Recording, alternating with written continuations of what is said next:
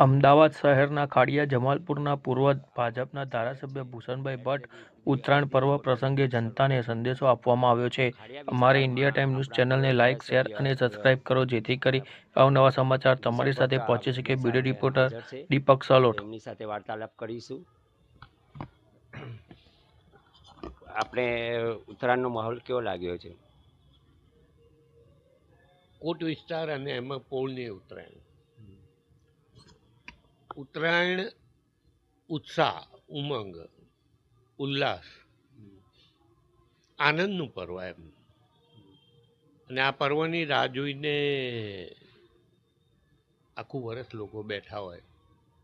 14મી તારીખ ને 15મી તારીખ એટલે કોટ વિસ્તારની ઉત્તરાયણ, પોળની ઉત્તરાયણ।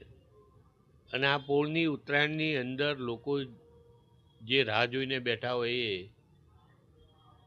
પોળમાં આજે નથી રહેતા, પણ ઉત્તરાયણ કરવા માટે એ અચૂકપણે, નિશ્ચિતપણે પરિવાર સાથે પોતાના જૂના મકાનમાં, પોતાની પોળમાં જરૂર આવે।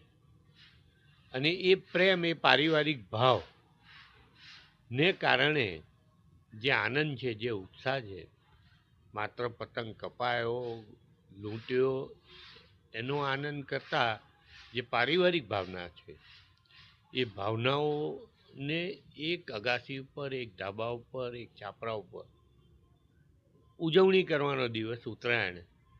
અને ઉત્તરાયણ એટલે એક દિવસમાં 3 તહેવારો ઉજવવાનો ત્રિવેણી સંગમ। પતંગ ચગાવવાના, નવરાત્રિ, ધાબા ઉપર, છાપરા ઉપર, ગરબા, ડાન્સ, નવરાત્રિ, અને સાંજે પડે ત્યારે દિવાળી જેવો માહોલ। એટલે એક દિવસમાં 3 તહેવાર ઉજવવાનો ત્રિવેણી સંગમ એટલે ઉત્તરાયણ।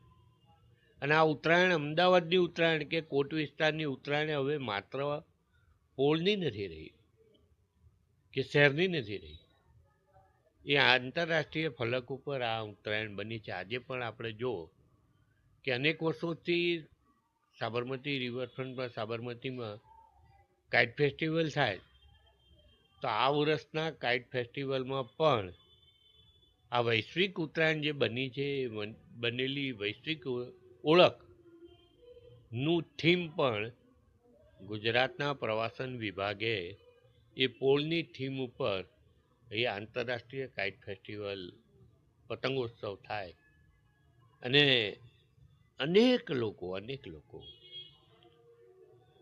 આ 2 દિવસ પોળના ધાબે, છાપરા ઉપર, અગાસી ઉપર પરંપરાગત પેઢી દર પેઢીથી આવતા લોકો ઉત્તરાયણ કરવા માટે એ કોટ વિસ્તારમાં આવે અને એનો આનંદ, એનો ઉત્સાહ કંઈક અનેરો જ હોય છે। અનેક વર્ષોથી ઉજવાતી આ ઉત્તરાયણ આવનારા અનેક વર્ષો સુધી આ જ ઉલ્લાસમય રહે। અને એની સાથે સાથે આપ જ્યારે આવ્યા છો ત્યારે આપના માધ્યમથી પ્રજાજનોને પણ એક અપીલ કરવાનું મન છે કે મૂગા પશુ પક્ષીનું ધ્યાન રાખીને, હું હમણાં જ એક જીવદયાના કેમ્પમાં જઈને આવ્યો, ત્યાં એક કબૂતર અને એક સમડીને ચાઇનીઝ દોરીથી આપણો ઉત્સાહ કે આપણો ઉમંગ, એ પશુ પક્ષીને જે જીવ મેં જોયો તો એમ થાય કે કરુણાના જે દ્રશ્યો જોયા કે ઉત્સાહ અને ઉમંગની અંદર ચાઇનીઝ દોરીને કારણે આ પશુ પક્ષીઓને પણ આપણે ધ્યાન રાખી અને આપણે આનંદ લઈએ છીએ, એ પણ મુક્ત વાતાવરણમાં ઉડી રહે, એની ઉડાણમાં આપણે બાધારૂપ ના બનીએ, એ જ જોઈએ। અને ઉત્સાહ અને આનંદથી અનેક વર્ષો સુધી આ ઉત્તરાયણનો તહેવાર આપણે ઉજવતા રહીએ। એમનું કહેવું એવું છે કે ચાઇનીઝ દોરીનો દુરુપયોગ કરીએ, આપણે ચાઇનીઝ દોરી ના વાપરીએ, એનાથી કેટલા પક્ષીઓ અને ઘાયલ થાય છે। તો આપણે આપણે પતંગનો ઉત્સાહ મનાવવા જઈએ છીએ, પણ એમાં કેટલા પશુ પક્ષીઓનું મરણ થઈ જાય છે, તો આપણે એને બહિષ્કાર કરીએ છીએ। દીપક રિપોર્ટર દીપક સલોત।